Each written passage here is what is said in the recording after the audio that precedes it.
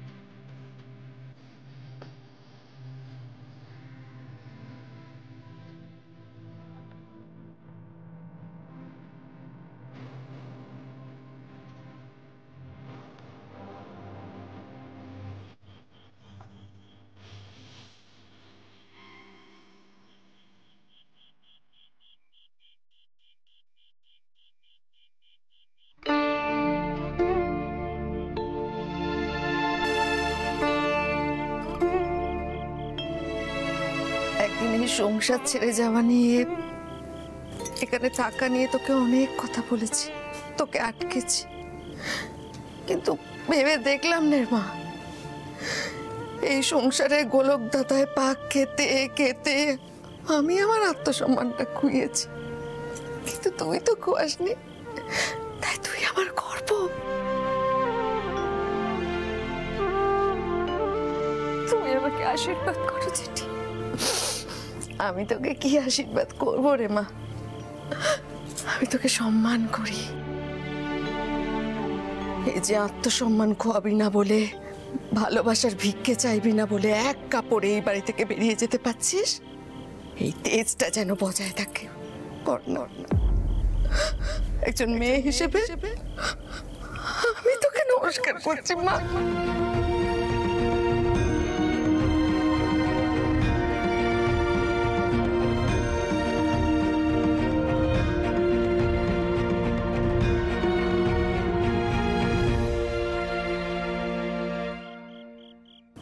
আজ তোকে আমি আটকাবো না, তুই আমার আলোক বন্যা।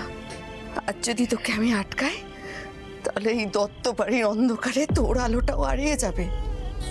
তুই যা ঠিক বলে মনে করছিস তাই কর পর্ণা। যাও পর্ণা, খোলা আকাশের নিচে মাথা তুলে প্রাণ ভরে নিঃশ্বাস নিয়ে বাঁচো। বুকে পাথর দিয়ে আজ আমরা সবাই তোমাকে বিদায় দিচ্ছি। তোমাকে আজ কেউ আটকাবে না, কেউ বাধা দেবে না। বৌদি ভাই,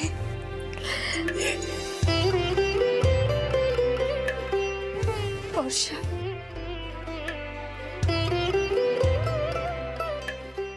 তুমি একবার বিয়ের পিড়ি থেকে উঠে এসেছো বর্ষা, তোমার মনের অনেক জোর, আর তুমি তো শুধুমাত্র আমার ননদ নও, আমার বোন।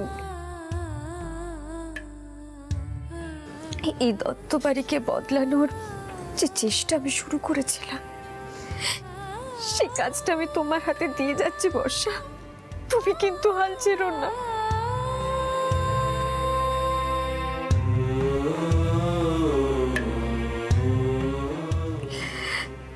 মঙ্গলাদি, তুমি সবাইকে দেখে রেখো, ভালো রেখো। নতুন বৌদি তুমি। মঙ্গলা, তোকে কি বুঝিয়েছি? বলেছি না আজকে কেউ চোখের জল ফেলবে না, কেউ ওকে আটকাবে না, কেউ কোনো পিছুটানের কথা বলবে না ওকে। সবাই নিজেদের সামলাও।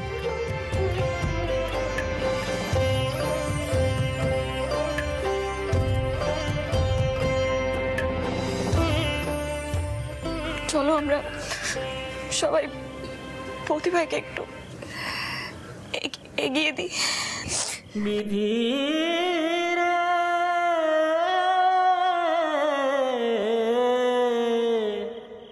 দারুণ বিধি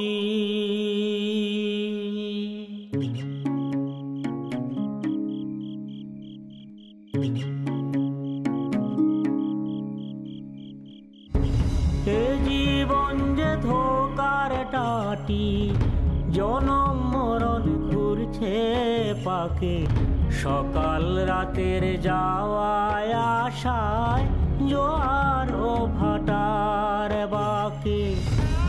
বিধির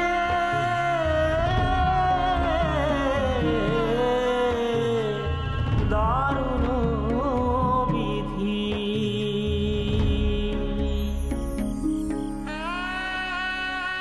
দারুণ বিধি।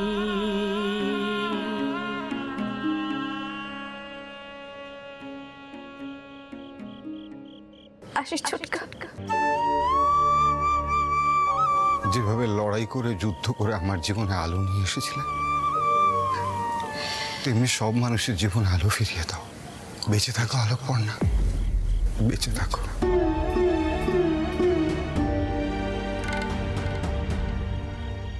ঘুমাইছো কাকি? বলছি ওই বড় মতো ব্যাগটাই কি নিয়েছো গো? ওই টাকার ব্যাগটা তো দেখতে পাচ্ছি না।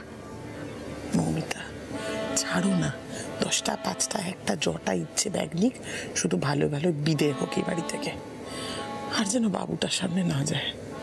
উফ, এই চোখের জলের মায়া করে কম তো আর বাবু বেঁধে থাকেনি ওর সাথে।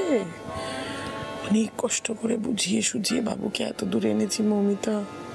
এরপরে যদি ওই নেকা কান্না দেখে আমার বাবুটা ফসকে যায়। বললেই হলো, ফসকে যাবে? অসুখ না সৃজনের সামনে একেবারে ভালো করে করকে দেবো।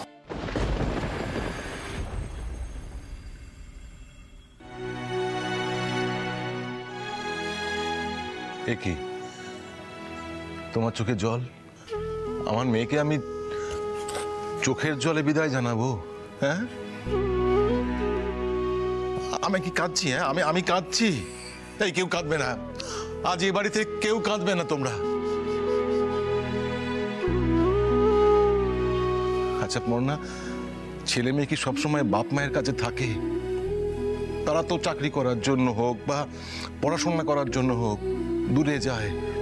আমি ধরে নিচ্ছি সেরকমই কিছু একটা।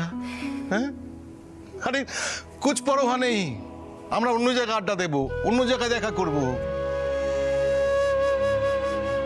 তাছাড়া আমার ছোট মেয়ে তো আমার কাছে রইলই, বড় মেয়ে নয় যাচ্ছে দূরে, ক্ষতি কি? যাও পর্ণা, যাও। একটা কথা মাথায় রাখবে, তুমি আমার মেয়ে, আমার মেয়ে কারো দয়া করো না, ধার ধারে না। নিজের অধিকারে মাথা উঁচু করে বাঁচবে আমার মেয়ে।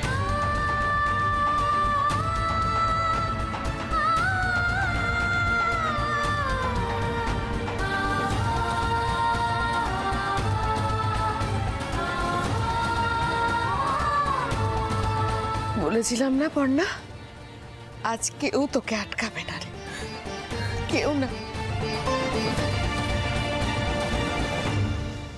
আরে সত্যি সত্যি চলে যাচ্ছে নাকি রে? অভাব দেখেছি তাই মনে হচ্ছে। মানে এটা কি, কেউ আটকাবে না?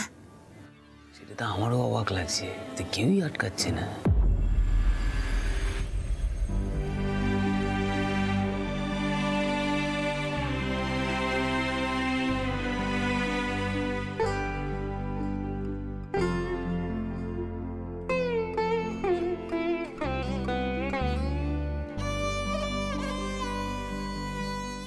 আপনাকে অনেকগুলো ছোট বড় কথা বলে ফেলেছিলাম জেঠু। আপনার নিজের একটা অবাধ্য মেয়ে মনে করে আমাকে ক্ষমা করে দেবেন।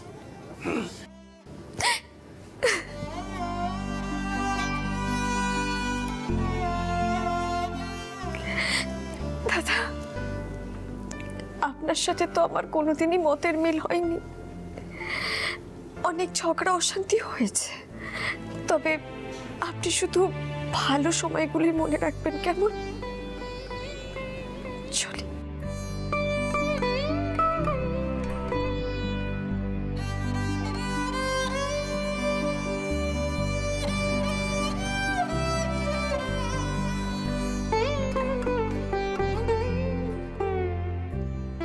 ঠাম্মি, আমি কিন্তু মেয়েটা বাঁচাতেই চেয়েছিলাম, কিন্তু পারলাম না ঠাম্মি, পারলাম না। তুই আমায় ক্ষমা করে দে। না দিদি ভাই, যে সম্পর্ক বাঁচাতে গেলে নিজেকে বিকিয়ে দিতে হয়, সেই সম্পর্ক নিয়ে কোথাও পৌঁছানো যায় না দিদি ভাই। যে নির্বোধ নিজের মনে ময়লা জমতে দেয় আর তোর ভালোবাসাকে ঠেলে সরিয়ে দেয়, অমন নির্বোধের কাছে মাথা নিচু করতে আমি তোকে দেব না। তুই আমার দিদি ভাই, সারাটা জীবন এইরকম মাথা উঁচু করে শির দ্বারা সোজা করে বাঁচবি। আমি যেন সবাইকে তোর উদাহরণ দিতে পারি। কাঁদিস না, মন শক্ত কর। শোন, যাওয়ার আগে একবার দাদু ভাইয়ের সাথে দেখা করে যা। যাবো ঠাম্মি, তোমার দাদু ভাই তো আমার হাতে একটা চিঠি ধরিয়ে আমাকে বিদায় জানিয়েছে। আমার তো তাকে বিদায় জানানো হয়নি। আমি তোমার দাদু ভাইকে বিদায় জানিয়ে তবেই যাব।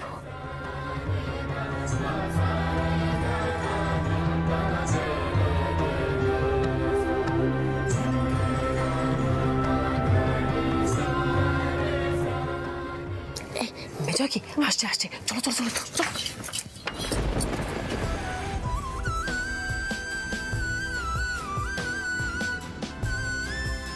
ঠাকুর, দিদি ভাইকে শেষবারের মতো হারানোর সময় দাদু ভাইয়ের যেন চেতনা হয়। দাদু ভাইয়ের মনে ভালোবাসাগুলো জাগিয়ে তুলো ঠাকুর।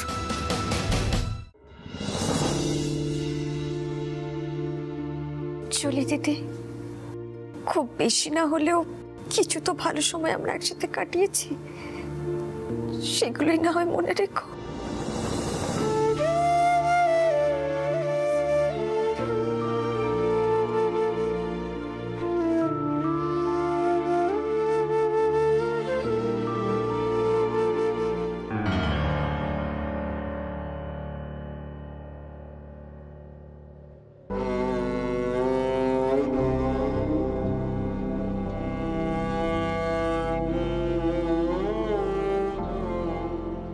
মা, আপনার সঙ্গে তো আমার কোনোদিনই পরিবর্তন হলো না।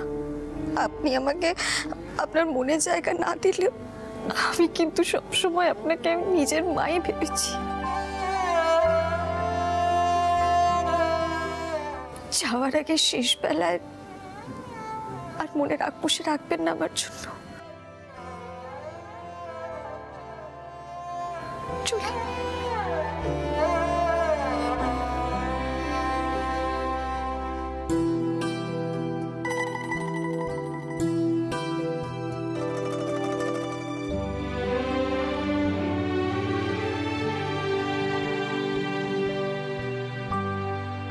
চলি সৃজন, তুমি আমার কাছে যে মুক্তি চেয়েছিলে সেটা আমি তোমায় দিলাম।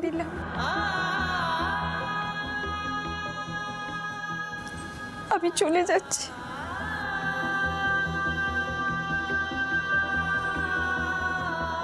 তুমি তো খুব সাদা মনের মানুষ, তোমার মনে কোনো প্যাঁচগোছ নেই। তুমি কিন্তু একটু মানুষ চিনো। খারাপ মানুষের থেকে নিজেকে একটু বাঁচিয়ে রেখো।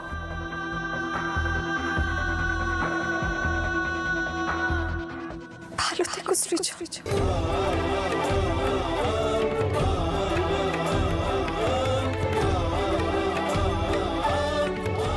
পর্ণা,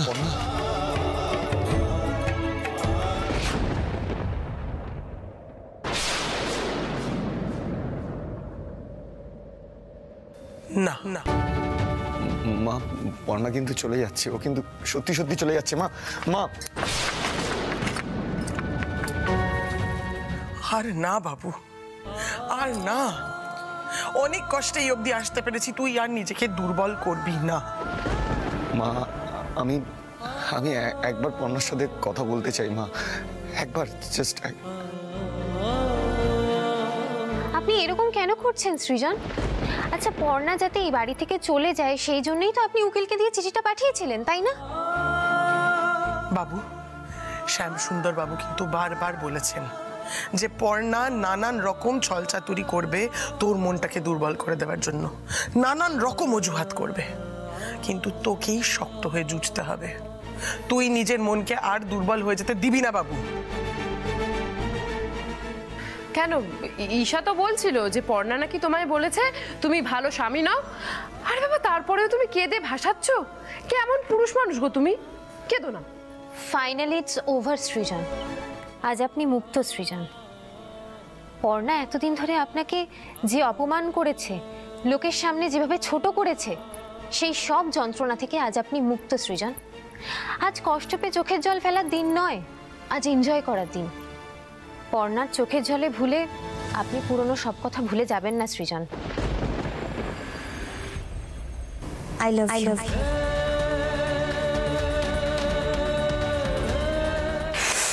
কোথায় লাগলো? তুমি আমার কাছে যে মুক্তি চেয়েছিলে সেটা আমি তোমায় দিলাম। চলে সৃজন। বৌদি ভাই চলো এগিয়ে দিয়েছি।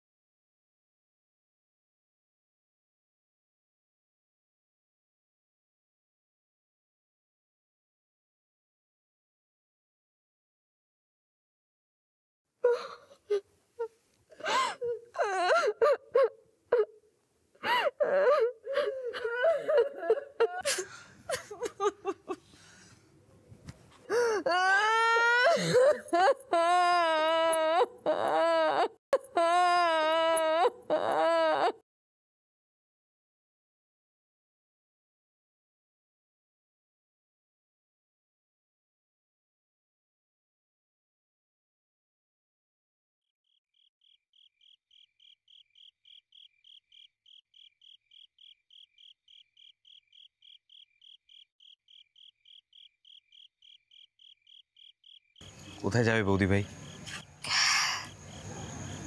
বাড়িতেই যাব। বাড়ির সবাইকে জানিয়েছো?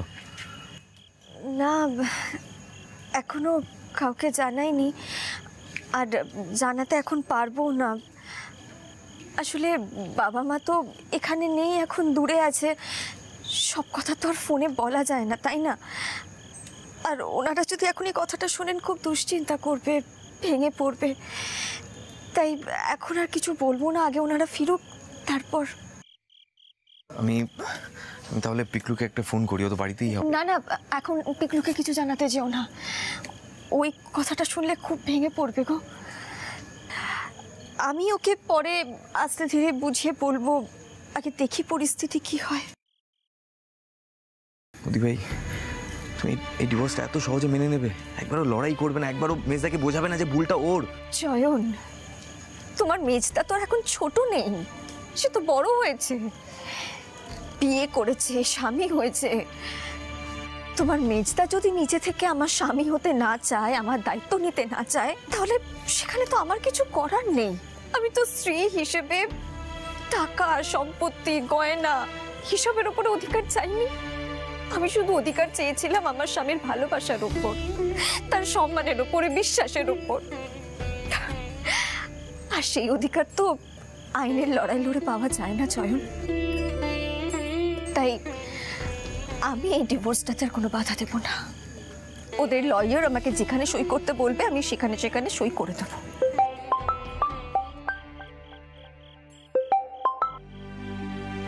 হ্যালো, হ্যাঁ হ্যাঁ, এখন শাড়ির কথা শাড়ি শ্রীনিকেতনের আউটলেটেই পাওয়া যাচ্ছে, নতুন স্টকও এসেছে। হ্যাঁ